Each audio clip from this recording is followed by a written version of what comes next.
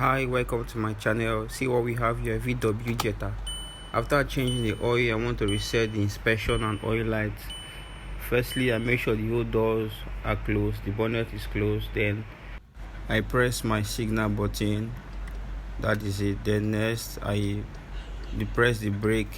I make sure my leg is on the brake. I hold it down. Okay, next I press the odometer button on the speedo clock. I also hold it down as well.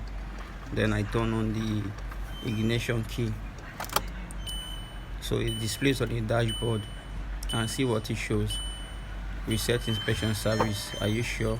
Okay, then I press my clock button on the speedo clock as well, so it is done. What we have next is the oil change light now on the dash, which we have to reset. The old doors are closed, the bonnet is closed as usual.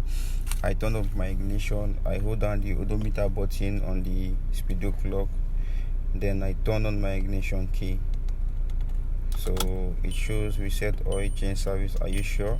Then I use the button on the steering, which is okay, and that is it is set. So this button, you can as well use it for the inspection light reset for this year VW Jetta model.